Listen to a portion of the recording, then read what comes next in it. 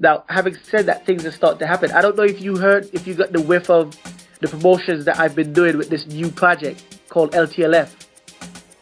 I've seen something about it, but tell us a little bit more about that. Well, LTLF is a new project that I came up with, and that was because obviously when everything happened with the party over here and all these other soca tracks, and I finished the album. I wanted to finish the album first because obviously there was a lot of interest in the album, and I was working with this guy Ashwin Sigobin, who's now with Precision Productions in Trinidad.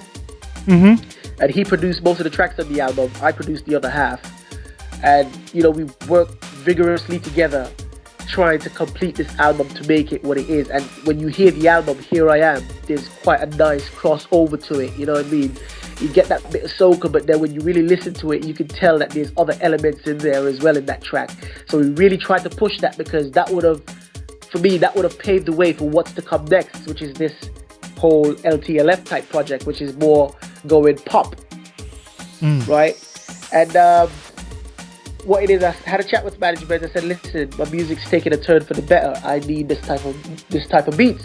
So he linked me up with this producer who does these remixes for like CeeLo Green, Bruno Mars, you know what I mean, that he had connection with. Yeah. So I had a chat with the guy. He wanted to do a remix for Party Over Here. I said, no, let's get off Party Over Here. It's been out 2 years. Let's move on. I said, send me something fresh. So he sent me this thing with this singing on it, and he was like, you can take the vocals and redo them if you want. And when I heard the vocals, I was like, nah, I'm not quite feeling this one. It doesn't sound commercial enough. It sounds like someone, these type of artists, when they just do what they want to do because that's how they feel about what they're doing. They don't really make it for other people. But the beat was very commercial. So I straight away I just started thinking these ideas. LMFAO was coming out, Black Eyed Peas was doing their thing, and I'm thinking, you know what, this is striking me as this type of vibe. David Guetta, all this type of thing, without losing that whole Caribbean feel, or too much of the Caribbean feel. And I came up with LTLF, which is Let the Love Flow. Interesting. And at the moment, there's not much of the actual music itself going around, because we try to keep it down, because since I've actually done it, I've actually been signed to a label in Los Angeles. Interesting. All right, so let's get the exclusive here.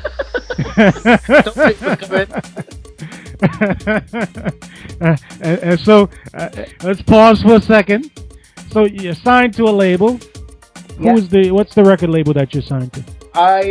It's called HueMan Race Records, owned by Kaya Jones. And I don't know if you're familiar with Kaya Jones, but she's one of the ex-PussyCat Dolls singer.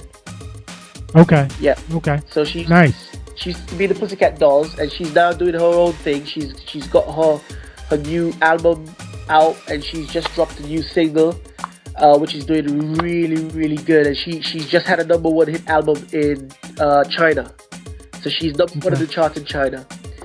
So she wanted to give something back to the artist, and she wanted to do something greater than herself. So she came up with the idea of doing a label. Now, it all happened so weird because I'm spending this money on the LTLF project, and I'm putting all this stuff through all these different pluggers in the UK and PR people in the UK. And this thing happens from a Twitter conversation. Oh, wow. I'm on Twitter, and there's this guy that's tweeting saying, request your song, request your favorite song on his radio station. So I request LTLF, and he goes, I don't know this track. Who is this? You know what I mean? I said, well, it's one of my tracks. He said, well, send it to me and I'll play it for you. So when I sent him the track, that was it. I sent him the track, sent him the remixes, and he just went crazy about the whole thing. And he said, listen, I actually do run a label. He was from Holland. He lives in Holland, and he owns a radio station in Holland and Germany.